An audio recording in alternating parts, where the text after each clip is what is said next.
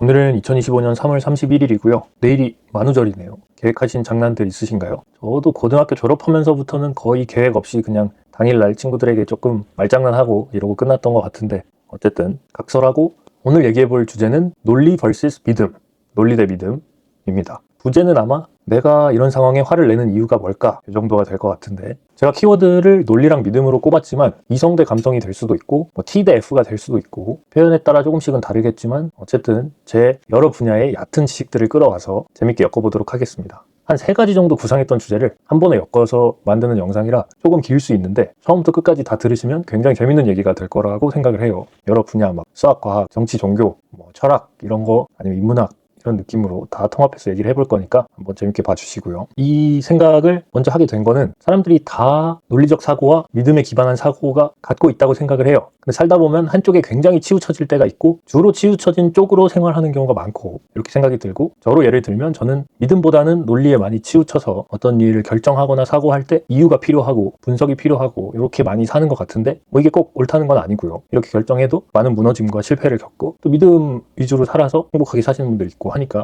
옳고 그름을 따지려는 건 아니고 어떤 특성을 가지는가 이런 얘기 한번 해보고 싶어서 꺼내게 됐습니다. 오늘 예시를 좀 많이 들 거고 얕은 지식들을 많이 활용할 건데 지식과 별개로 하는 얘기들은 다 제 의견이고 제가 관찰했을 때 느낌 이런 거니까 너무 깊이 가서 한쪽을 비난한다거나 비하한다고 생각은 안 하셨으면 좋겠습니다. 그럼 시작해볼게요. 먼저 제가 오늘 얘기하고 싶은 논리와 믿음의 어떤 기초적인 정의에 대해서 표현하기 위해서 예시를 하나 들어볼게요. 이거는 엔터 업계 얘기가 되겠네요. 제가 걸그룹 제작자라고 생각을 해보세요. 제 걸그룹이 1집, 2집은 이미 냈고 3집 컴백을 앞두고 있다고 생각을 해볼게요. 컨셉도 정하고 시기도 정해야 되는데 1집, 2집의 여러 요소를 분석하다가 제일 영향이 컸던 2가지 요소가 어떤 곡, 댄스곡일 거냐 발라드 곡일 거냐랑 여름일 거냐 겨울일 거냐가 컸다고 저희끼리 회의가 끝났다고 생각을 해볼게요. 1집엔 여름에 댄스곡 반 발라드곡 반을 냈고 2집은 겨울에 댄스곡 반 발라드곡 반을 냈다고 생각을 해보세요. 그래서 분석을 딱 하고 순위를 매겼더니 여름 댄스곡이 제일 터졌어, 제일 잘 됐어. 그래서 제가 이제 그런 정보를 기반으로 분석을 기반으로 딱 선언을 하는 거죠. 우리 3집은 여름에 거의 대부분의 곡을 댄스곡으로 해서 컴백할 거야. 이렇게 하면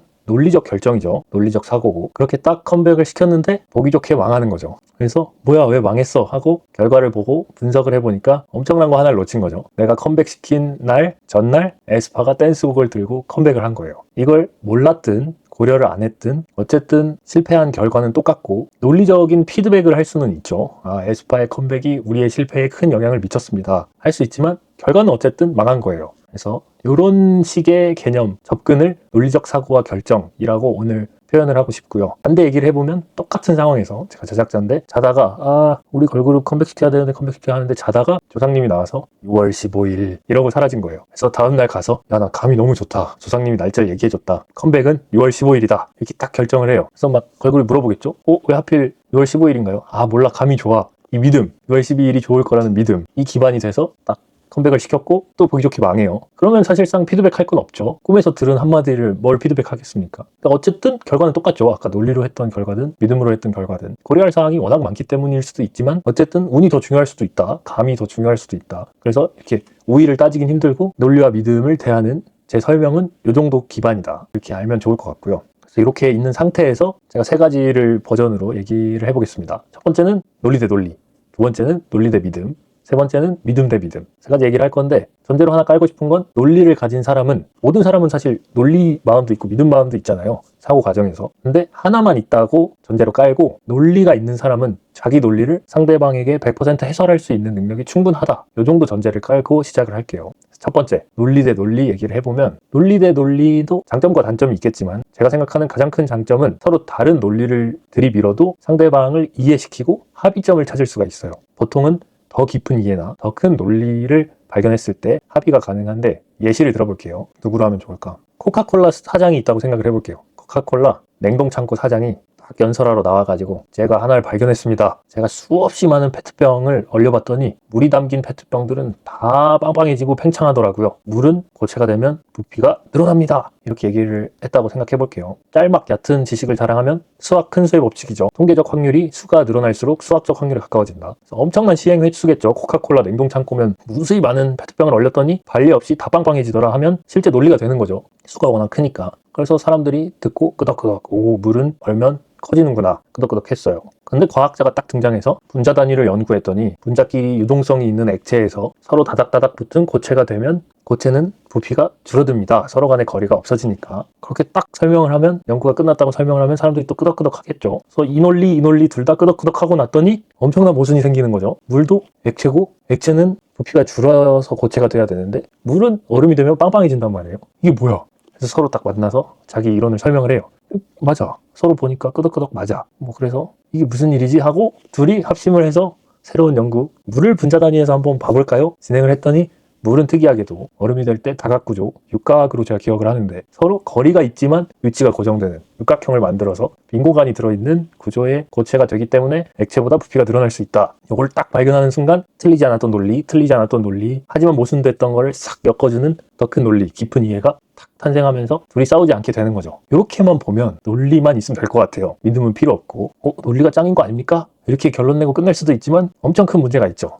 제가 스무스하게 말했지만 이 더 큰 논리까지의 연구가 진행이 안 된 많은 격돌들, 더 깊은 이해까지 못 간 격돌들은 끊임없이 싸워야 돼요. 격앙돼서 싸운다는 뜻이 아니라 우리 둘이 다 논리가 맞는데 왜 서로 모순되는 거야?를 해결할 수 없다는 거죠. 그 연구를 계속하는 게 과학이자 수학이자 뭐 이런 게 될 것 같은데 어쨌든 이런 큰 단점이 있다. 처음에는 장점을 시작으로 제가 설명을 했는데 이제 다음 레벨에 논리가 등장하지 않으면 해결이 되지 않는 큰 문제가 있다. 이 정도로 1번을 얘기하고요. 그래서 2번 논리 대 믿음을 대결시켜 보면 제 관찰 결과 믿음이 백전백승이에요. 왜냐하면 믿음은 절대적이거든요. 믿음을 가진 사람들은 자기의 논리가 또 있어요. 믿음에서 탄생한 사회적으로 통용되거나 객관적인 논리가 아니라 믿음이 발생시킨 어떤 사고의 흐름 프로토콜이 있단 말이에요. 그거는 너무 절대적이어서 깨지지가 않아요. 논리로 설명으로 공격을 가도 믿음 있는 사람들은 흔들림이 없어요. 그래서 논리가 떠나버리죠.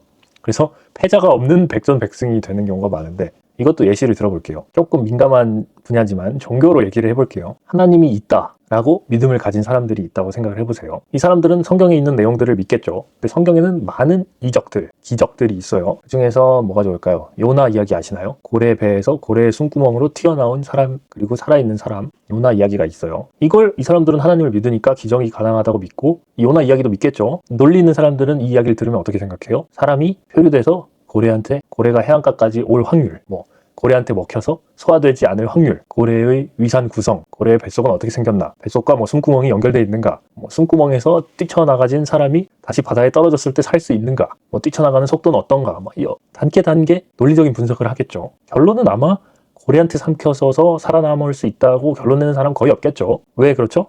하나님을 안 믿으니까. 하나님 믿는 사람들은 너무 당연한 결과예요. 하나님을 통해 기적이 일어난 거다. 이 사람들은 그 믿음이 없으니까 논리적인 접근을 했고, 요거에 이제 진화론이나 창조론에도 많이 적용이 되죠. 요건 또 너무 큰 광범위한 얘기가 되니까 넘어가고, 비슷하게 논리 대 믿음 얘기를 하나 더 해보면, 요것도 또 민감한 주제인데 정치 얘기로 한번 해볼게요. 최근에 헤드라인에서 저도 이제 영향을 받은 깜짝 놀란 제목을 하나 봤는데, 무한공항 사고 추모공원을 위해 편성된 예산이 460억이라는 글을 봤어요. 그래서 저도 물론 의도에 공감을 못하는 건 아니지만 논리적인 사고가 먼저 되면서 예산이 너무 큰 거 아닌가? 이런 생각을 했어요. 근데 이제 믿음을 가지고 결정을 했다고 생각을 해요. 어떤 믿음을 가지고 그 결정을 했을까라는 추측을 해보면 혁신이나 개인의 이익 이런 거 빼고 제 생각에는 그 유족들에게 위로가 될 수 있다. 위로를 받을 것이다. 라는 믿음 하나가 그런 큰 예산을 편성하게 만들지 않았을까. 부수적으로 많은 또 결정한 사람들만의 논리, 프로토콜이 생겼겠죠.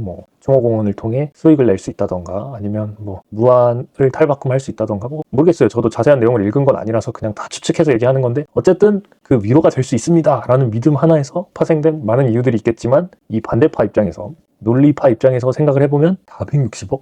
최근 이슈됐던 중증외상센터 같은 걸 보면 9억 10억 예산이 없어서 폐쇄하겠습니다 이런 브리핑을 하는데, 그러면 46년간 사람을 살릴 수 있는 기관을 유지할 돈인데 그걸 추모공원에 다 쓴다? 아니면 460억의 이 가치를 따져보기 위해서 체감 가치, 연봉 5천인 사람이 한 푼도 안 쓰고 2년에 1억이니까 920년인가요? 920년간 일해야 모을 돈을 추모공원을 위해 쓴다? 이런 게 이제 논리적인 접근이죠. 이 규모의 가치를 따져서 반박을 하는, 너무 크게 편성하는 거 아니냐? 혹은 그런 일 재발 방지 대책위원회라던가 시설 점검, 시설 교체, 아니면 그런 관리를 위한 인력 고용 이런 데 쓰는 거면 납득, 사고에 대한 후대처니까. 물론 소잃고 외양간 고치기라서 너무 아쉽지만 그래도 앞으로 또 일어나면 안 되니까 그런 거에 대한 투자면 논리적인 사람들은 이해를 할 텐데 이 믿음을 가진 사람들은 꿈쩍도 안 하죠. 왜냐면 460억을 가치로 따지는 게 아니라 위로가 될 거라는 믿음 하에 이미 결정이 된 거니까. 그래서 이거 역시 제가 굉장히 반박하듯이 얘기를 했지만 잘잘못을 따질 수 있다기보다는 결국 믿음에 의해 결정이 이미 된 거고 진행이 될지 어떻게 될지는 모르겠지만 또 이제 논리 대 믿음이 되는 하나의 예시가 될 수 있는 거죠. 그래서 논리 대 믿음은 두 가지 예시 들었으니까 이 정도로 얘기를 해보고, 그래서 두 가지 예시를 다 생각을 해봐도 믿음에 의해서 하나님이 있다고 믿는 사람들은 고레배 속에서 튀어나와서 살아남은 사람도 믿어요. 그러니까 논리로 어떤 식으로 때릴 수가 없는 거죠. 과학적으로 말이 안 돼, 수학적으로 말이 안 돼, 실험 고래 뭐 작은 고래한테 사람은 안 되니까 뭐 동물 실험 엄청 먹여서 살아남은 애 있나 봤더니 안 돼. 이런 게 전혀 먹히지 않으니까 믿음의 승리죠. 무한공항 사고도 최종 결정이 난지는 모르겠지만 460억 예산이 편성이 됐다는 거 보니까 믿음의 승리이지 않나, 뭐 이런 생각이 들어요. 어쨌든 이렇게 논리 대 믿음을 격돌시켰더니 믿음이 이겼고, 그럼 믿음이 훨씬 사람한테 영향이 큰 거 아니야? 절대적인 거 아니야? 더 나은 거 아니야? 까지 갈 수도 있는데, 그래서 필요한 게 믿음 대 믿음인 것 같아요. 믿음도 또 단점이 있죠. 제가 논리 대 믿음에서 초반에 믿음은 절대적이거든요 라는 말을 했기 때문에 믿음이 문제가 안 생길 것 같지만 믿음 대 믿음이 격돌했을 때 정말 큰 문제가 생기죠. 믿음 대 믿음이 딱 맞닿는데 같은 믿음이면 문제가 전혀 없어요. 서로 다른 믿음이면 아주 큰 싸움이 되죠. 이건 논리 대 논리에서 말한 싸움과 전혀 결이 달라요. 아주 격앙된 싸움이 되는데, 보통 다 뭐 종교 싸움이든 친구 간의 싸움이든 연인 간의 싸움이든 가족 간의 싸움이든 여기에서 많이 발생을 하는 것 같아요. 여기서 제가 부제로 말했던 나는 왜 이 상황에 화가 나는가를 한번 짚어야 되는데, 왜 이렇게 길게 부제를 정했냐면 그냥 화라고 안 하고, 사실 많은 사람들이 똑같이 화를 내는 경우는 우리가 궁금해할 이유가 없잖아요. 예를 들어 누가 갑자기 와서 내 얼굴에 침을 뱉어, 이런 거는 뭐 대부분 1000명에 999명이 화를 낼 테니까 이런 상황에 대한 분석은 필요가 없고, 어떤 경우에 딱 상황이 발생하고 사건이 벌어졌는데 A라는 사람은 화를 내고 B라는 사람은 화를 안 내. 둘의 차이가 뭔가, 뭐 성향적 차이도 있을 거고 하여튼 여러 차이가 있겠지만 조금 더 본질적으로 파고가서 이거를 설명할 수 있는 방법은 없을까를 얘기하기 위해 제가 좀 길게 나는 왜 이 상황에 화가 날까라는 말로 표현을 했는데, 저는 답을 내렸어요. 이 질문에 대해서 저 혼자서는 단어 하나로 딱 답을 내렸거든요. 그 답은 과부하예요. 과부하. 설명을 해볼게요. 자칫 역량 부족으로 들릴 수도 있는데 사실 맞긴 해요. 조금 역량 부족은 공격적인 표현이어서 과부하라고 말을 했는데, 제가 회사원이라고 생각을 하고 일을 막 하고 있어요. 제가 강대리 일 막 하고 있는데 과장이 오래요. 그래서 내일까지 이거 추가로 해 하고 저한테 업무를 줘요. 근데 제가 내일까지 해야 되는 업무가 이미 5개야. 이거 받으면 6개가 돼. 그럼 화가 나죠. 여기서의 원인은 뭐냐면 시간적 과부하인 거예요. 내일까지 이미 할 게 많은데 시간이 없는데 하나를 더 주니까. 반대로 얘기하면 내가 지금 회사에서 키보드를 두드리고는 있지만 당장 지금 맡은 업무가 없어. 과장이 불러서 이거 내일까지 해줘 하면 하면 되죠. 화날 일은 아니죠. 회사에 뭐 일하러 왔으니까. 비슷한 얘기로 과장이 불러요. 강대리 이거 봐봐, 엑셀 무슨 도표 만들어서 무슨 프로그램 써가지고 이렇게 해서 만들어 와 해서 끄덕끄덕하고 받아왔어요. 딱 앉았는데 내가 엑셀 까막눈이야. 할 줄 몰라. 그럼 화가 나죠. 아씨, 나 면접 볼 때 엑셀 못한다 했는데 나 엑셀 할 줄 모르는데 이런 거 나한테 왜 시키는 거야. 열받아. 이렇게 되는 거죠. 이거는 역량적 과부하죠. 내 할 줄 모르는 거니까. 이런 것도 있고, 또 요새 흔히들 말하는 긁힌다라는 표현 있잖아요. 긁힌다라는 표현도 보통 제가 보스 잡는 게임들 유튜브를 종종 보는데 제일 많이 그 유튜버들이 긁힐 때가 뭐냐면 보스 잡다가 컨트롤 미숙으로 사람들이 놀릴 때, 그거 역시도 이제 초반에 말한 역량 부족이 될 수 있고 역량적 과부하가 될 수 있는 거죠. 그래서 막 화를 내고, 또 제 본업과 관련한 얘기를 해보면 저도 이제 사람을 많이 만나니까 여러 설명을 하다가 종종 환자분들께 화를 들을 때가 있는데, 어떨 때 많이 화가 나시나 생각을 해보면 첫 번째는 많이 아플 때 자기가 예상한 범위, 이 정도 아프겠지, 이 정도까지 참아야겠다 이렇게 정해놨는데 그걸 벗어나는 거, 이것도 과부하죠. 벗어나서 너무 아프면 이제 화를 내시는 분들이 있어요. 왜 이렇게 아프냐고. 그럴 수도 있고, 또 많이 듣는 말이 왜 이렇게 비싸냐 이렇게 화를 내시는 분들도 있죠. 그것도 정해놓은 범위, 예산이 있는데 여기서 벗어난, 이거 역시도 어느 정도 과부하의 영역이고 재정적 과부하라고 해야 할까요? 여튼 그래서 사람들은 본인이 정해놓은 범위 혹은 내 능력, 내 예상치 여기서 벗어날 때, 이게 확 짓눌릴 때 화가 난다, 이 정도 얘기를 하고 믿음 대 믿음으로 돌아가서, 믿음 대 믿음이 결국 싸우는 이유는 각자가 가진 믿음에서 예상한 범위가 있어요. 이렇게 딱 있는 상태에서, 이것도 또 종교를 예시로 얘기를 해보면 기독교와 천주교가 사이가 좋을 때도 있고 나쁠 때도 있지만 어쨌든 교리 자체가 다르고 둘 다 하나님을 믿지만 꽤 격돌하게 되는 게 이제 성모 마리아의 위상인데, 기독교 입장에서는 성모 마리아는 인간이다로 끝내죠. 천주교에서는 성령으로 잉태했으니 인간보다는 높게 보는 것 같아요. 그래서 제가 정확히 천주교 교리를 아는 건 아니지만 한 인간 하나님이 있으면 기독교에서는 성모 마리아를 요 정도 그냥 인간의 범위 내로 보는 것 같고, 천주교에서는 하나님까지는 아니지만 인간보다는 성스러운 존재로 인식해서 보는 거 아닌가? 이런 생각을 하는데, 이런 믿음을 가진 상태에서 서로 만나서 대화를 하면 서로 이미 범위 바뀐 거죠. 정의 자체를 서로 다르게 하는데 대화가 통하기가 힘들겠죠. 그래서 쉽게 싸우게 되고 화가 나게 되고, 또 아주 일상적인 예로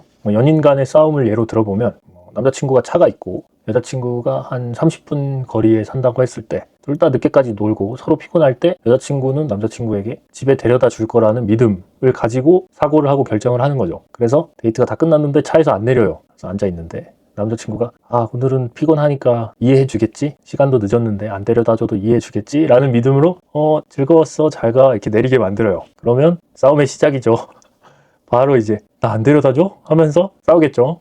오늘은 피곤한데 안 데려다 주면 안 될까? 서로 믿음이 범위가 달라버리니까 서운하고 화나고 격돌이 시작되는 거죠. 그래서 믿음도 절대적이지만 또 결정 단계로 오면 절대적일 수는 없다. 서로 격돌하게 만든다. 이런 생각이 들고요. 1번 얘기든 2번 얘기든 3번 얘기든 논리와 믿음은 장단점이 있고 결국은 한 가지로만 갈 수는 없다. 어떻게 보면 제 같은 예시들을 통해서 싸움을 줄이려면 논리로 가야 되고 행복하려면 같은 믿음을 가져야 된다. 이런 식으로 축약을 해버릴 수도 있긴 한데, 제 전제들이 워낙 세분화해 놨고 또 사람은 두 가지를 다 가져야 되는데 한 가지만 갖는 것처럼 예시들을 계속 들었기 때문에 조금 그거는 잘못된 축약이 될 수도 있고요. 제가 가진 얕은 지식들을 동원하고 예시를 나름 꾸며가지고 제가 가진 논리와 믿음에 대한 의견, 처음에는 이제 이성과 감성으로 하려고 했는데 예시들이 좀 부적합해져서 이렇게 한번 얘기를 해봤고, 여러분이 생각하시는 제가 한 많은 얘기들에 대한 첨언, 아니다, 그래도 논리가 모든 걸 해결할 수 있다 라던가, 아니다, 논리 따지는 애들 치고 행복한 애들 못 봤다, 믿음이 해결해 줄 수 있는 분야가 있다, 아니면 요거는 이제 거의 제 얘기와 비슷한 거고, 반대로 논리 따지는 사람들 다